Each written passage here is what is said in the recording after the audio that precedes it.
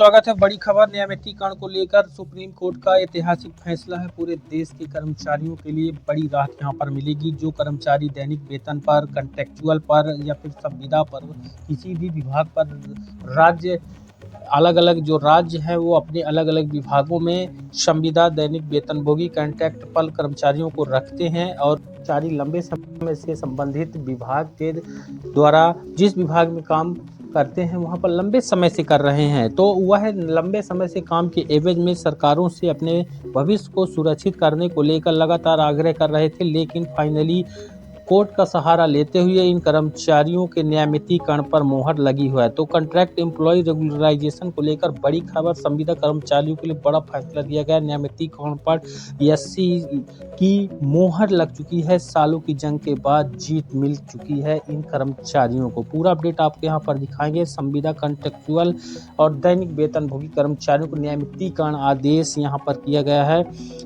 बिलासपुर से है। छत्तीसगढ़ के संविदा कर्मचारियों के लिए एक अच्छी खबर निकलकर सामने आई है। सुप्रीम कोर्ट ने विश्वविद्यालय की ओर से दायर क्यूरेटिव पिटीशन को खारिज कर दिया है, जिससे कर्मचारियों के पक्ष को मजबूती मिल गई है। गौरतलब है कि गुरु घासीदास विश्वविद्यालय में कार्यरत 109 दैनिक वेतनभोगी कर्मचारियों को छत्तीसगढ़ राज्य शासन के 5 मार्च 2008 के नियमितीकरण के आदेश के आधार पर 26 अगस्त 2008 को नियमित किया गया था।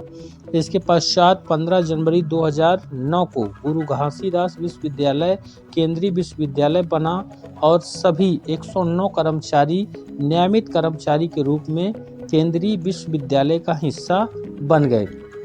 साथ ही जो नियमित सेवा पर सुप्रीम कोर्ट की जो मोहर लगी है उसको समझिए। इस पर नियमितीकरण आदेश के अनुपालन में कर्मचारियों ने कार्य प्रारंभ किया और 31 मार्च 2009 तक 8,209 रुपये वेतन प्राप्त किया।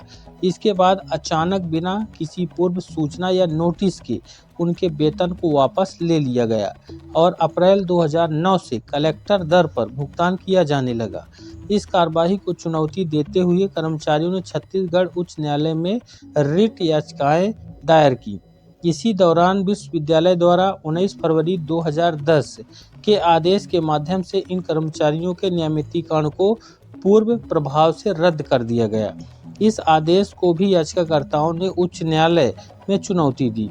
इस पर गुरु घासीदास विश्वविद्यालय को बड़ा झटका लगा, जहां पर छत्तीसगढ़ उच्च न्यायालय की सिंगल बेंच ने 6 मार्च 2023 को महत्वपूर्ण आदेश पारित करते हुए कहा कि 19 फरवरी 2010 के आदेश विधि संगत नहीं है, यानी जो इन कर्मचारियों को हटाने का आदेश दिया गया था इसे निरस्त किया गया जाता है। याचिकाकर्ता विश्वविद्यालय के नियमित कर्मचारी माने जाएंगे और उनका नियमितीकरण का एक्ट 2009 की धारा 4D के अंतर्गत सुरक्षित रहेगा। यानी माननीय हाई कोर्ट ने उन कर्मचारियों को फिर से नियमित कर्मचारी करार दे दिया।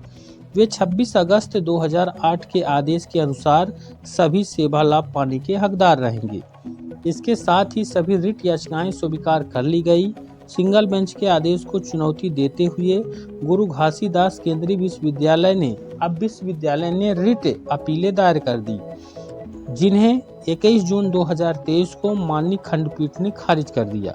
इसके बाद विश्वविद्यालय ने सुप्रीम कोर्ट में SLP यानी सिविल दायर की, जिसे 15 मई 2024 को खारिज कर दिया गया। आगे यहाँ पर हाई कोर्ट और सुप्रीम कोर्ट के स्पष्ट आदेशों के बावजूद विश्वविद्यालय द्वारा आदेशों का पालन नहीं किया गया। इस पर कर्मचारियों ने अवमानना याचिका अभी हाल फिलहाल में दायर की, जिस पर विश्वविद्यालय के कुलपति, कुलसचिव और MHRD के सचिव को नोटिस जारी किया गया।